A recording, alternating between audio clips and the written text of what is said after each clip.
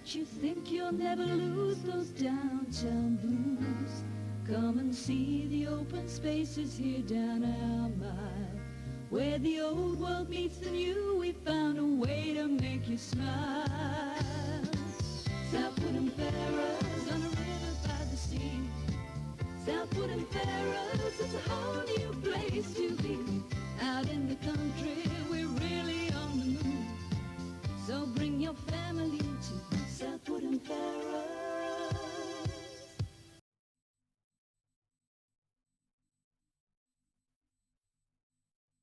With over 250 shops, all under one roof, you're certain to find what you're looking for.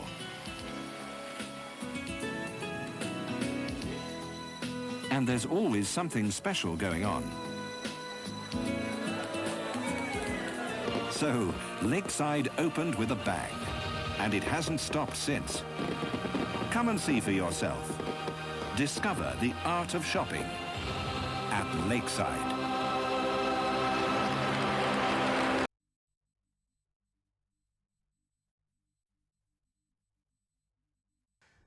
A gentleman advised me to go into Essex with him. I accepted his kind proposal, and he spoke to a friend of his, a Quaker, a gentleman of large fortune, who resided a little way out of the town of Colchester.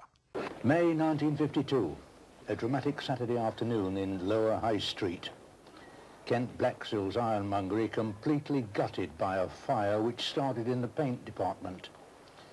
Purely by chance, a bystander with cine camera is able to record on film the town's worst conflagration since the 1944 wartime fires at St. Bottles.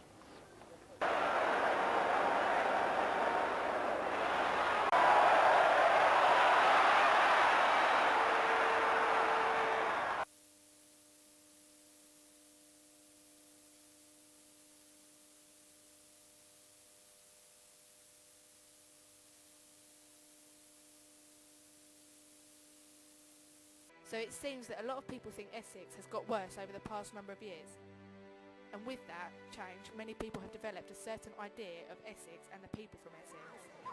If I said to you, Essex Square in Essex Hill, what would be in your mind? Well, you know, a bit dopey, ain't they, Essex? Yeah, they normally make fun of you sometimes and say like, oh, you're from Southend and say it like that. Essex is well known, it's known in every single country, but we've got a bad image, we really do, of drinking and just really having a lot of fights, which is bad because of the young population here, really. Well, they say Essex girls, don't they? That's sunny little.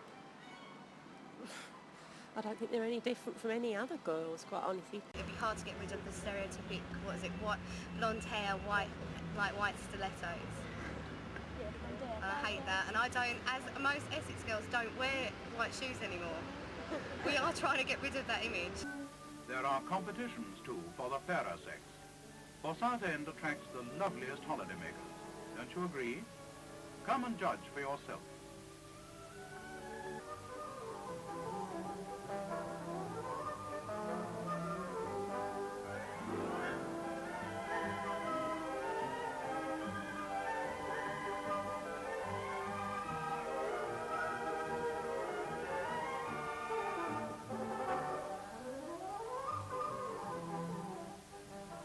If you are a little older but still young in heart, the same attractions are available at the Kursaal.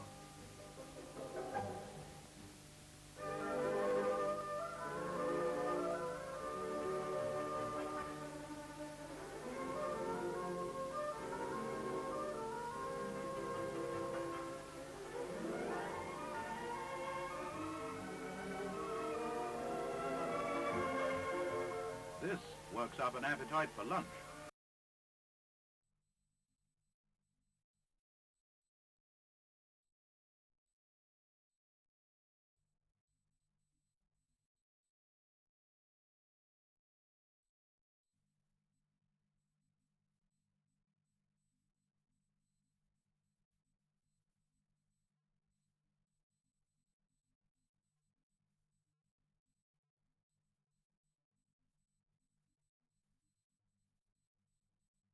For the quiet residents of Clifftown Parade, the evening of June the 5th was shattered by the top Jubilee event by teenagers for teenagers. This open-air dance, held in the wide spaces of the Cliffs band stage, was arranged by the Southend Youth Council on behalf of all the local clubs, and was an outstanding success. Country life here has been forced to come to terms with the heaviest vehicles at present on British roads. Some of the inhabitants have found this is not possible.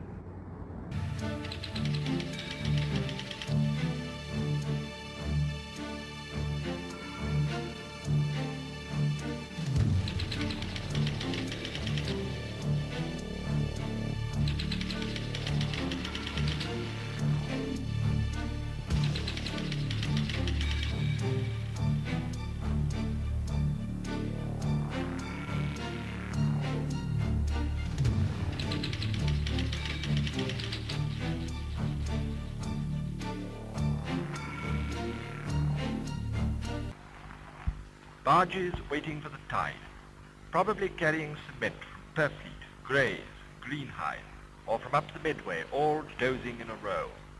Look at the lovely pattern of their rigging against the sky.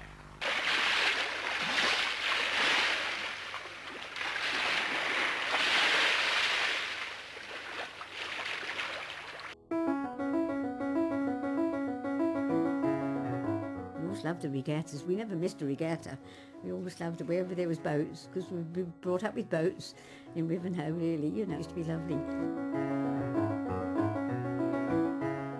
Lovely smell, which I do remember very vividly on the old quay here, of varnish being used on these lovely motor launches and that. And that was, and I can still sort of smell that now. Yeah, so it's a nice thing.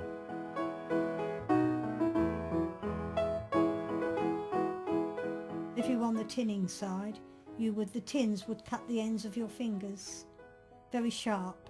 So you used to come away with lots of little cuts on the ends of your fingers, which would be very sore, which was rather why I'd rather grade, because I was quick and I could earn a bit more at that.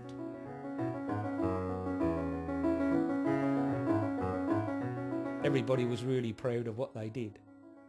It's a wonderful experience to think that you could shape metal from that to that to that in one bit of plate. And you thought, well, I done all that.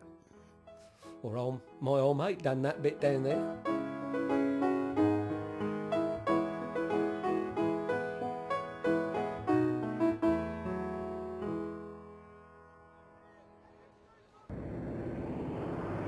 When we did the harvesting, that was really hard work, because you had to you had to stook the sheaves up, which they don't do anymore. They look like little Indian wigwams.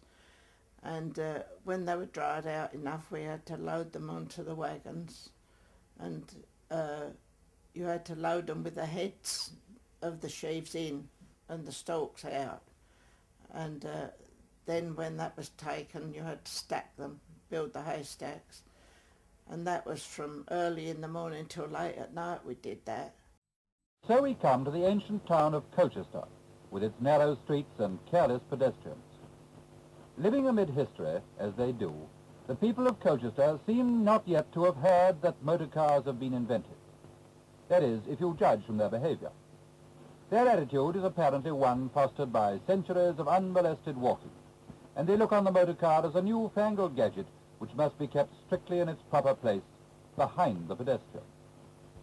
Watching these pictures, you'll soon realise that although Colchester's famous football team had a plan, its pedestrians certainly have not. Neither is their footwork in any way as slick as the United's.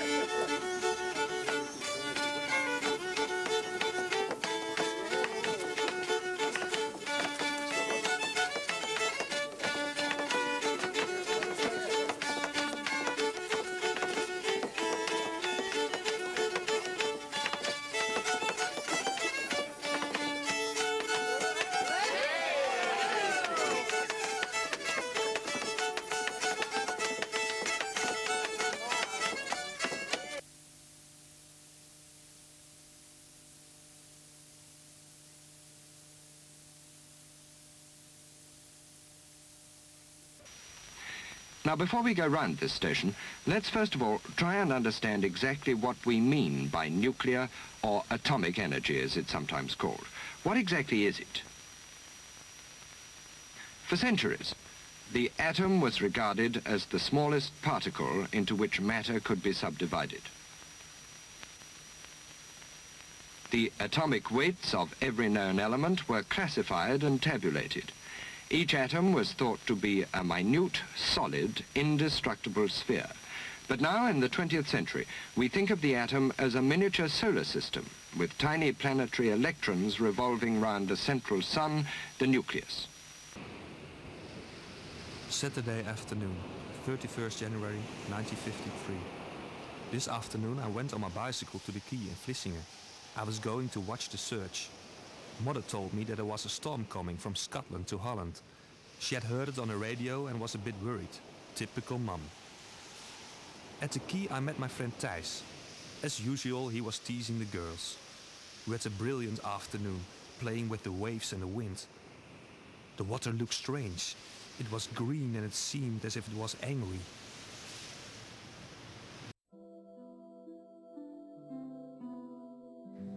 To Thomas Barter and the future.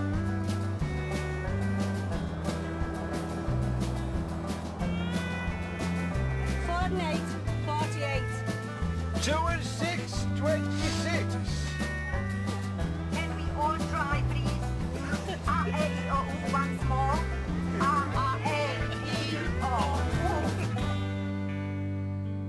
There's a definite spell being woven around people by being on this trip.